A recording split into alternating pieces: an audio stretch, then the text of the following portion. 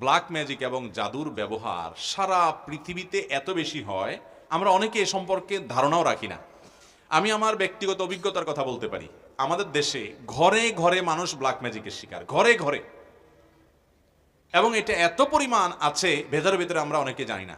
আপনারা বিভিন্ন কাগজ দেখেন সোশ্যাল মিডিয়াতে, বিভিন্ন শহরে, বিভিন্ন আপনার বৈদ্যুতিক খুঁটি ইত্যাদিতে তান্ত্রিক অমুক কামাখ্যা থেকে প্রশিক্ষণ প্রাপ্ত, দেখেন না?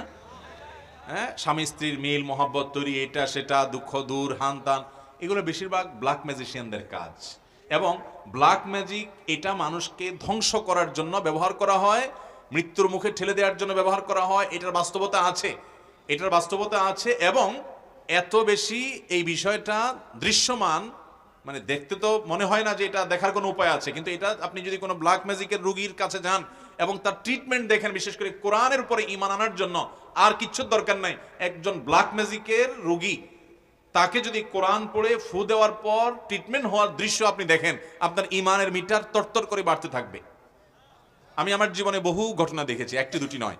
এবং আমার পরিচিত বন্ধু বান্ধব অনেককে নাম বললে আপনারাও চিনবেন, জাতীয় পর্যায়ে পরিচিত, নাম বললাম না, যারা জেনারেল শিক্ষিত ভাই, তাদের অনেকে আমাকে বলেছেন, ভাই মানে অলৌকিকতা তো অনেক রকমই হতে পারে, কিন্তু এরকম অলৌকিকতা দেখি নাই।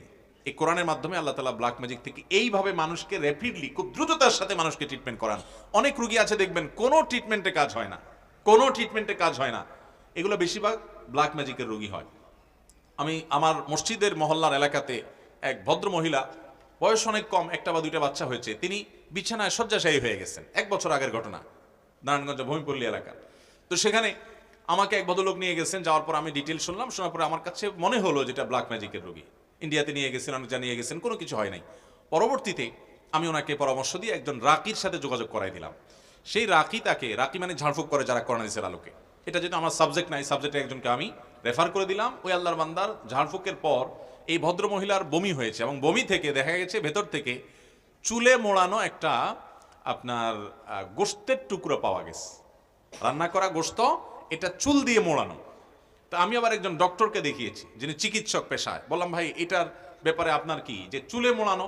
তিনি বললেন যে চুলে মোড়ানো এই জন্য যে চুল ডাইজেস্ট হয় না, হজম হয় না, এটা হজম হওয়ার কোনো উপায় নাই। এটাকে চুল দিয়ে এমনভাবে মোড়ানো হয়েছে যে এটা কোনো দিনই হজম হবে না, ভেতরে থাকবে এবং তাকে শেষ করে দিবে। এবং এটা বের হওয়ার পর থেকে ভদ্রমহিলা পরিপূর্ণ সুস্থ, এখনো বেঁচে আছেন, দিব্যি হাঁটা চলা করেন। এবং আমার মসজিদের পাশে 2-3 বিল্ডিং এর পাশেই তার বাড়ি, এখনো আছেন বেঁচে, আল্লাহর বান্দি। এরকম খোলাসা কথা হলো, ব্ল্যাক ম্যাজিকের রোগী ঘরে ঘরে, জনে জনে, ফ্যামিলিতে ফ্যামিলিতে। এটা আমরা অনেকে জানি না। আমাদের অনেকে বিভিন্ন কবিরাজের কাছে যাই, এই কবিরাজরা দেখা যাবে যে আপনার অনেক সময় অনেক হাড়, অনেক সময় দেখবেন যে অনেক পুতুল, তারপরে যা দেখবেন যে পুতুলের গায়ে আপনার অনেকগুলো পিন লাগানো আছে। হ্যাঁ, ব্ল্যাক ম্যাজিশিয়ানরা এটা করে, নর্মালি এগুলা করে। আপনি না বুঝে নিয়ে আসেন, চলে আসেন এবং ধ্বংসের দ্বার প্রান্তে নিয়ে যান। অনেক মানুষ অসুস্থ হয়ে যায়, অনেকে মৃত্যুর কোলে আস্তে আস্তে ঢলে পড়ে, অনেকের অনেক দিক থেকে, অনেক স্বামী স্ত্রীর মধ্যে মনোমালিন্য তৈরি হয়, অশান্তি তৈরি হয়।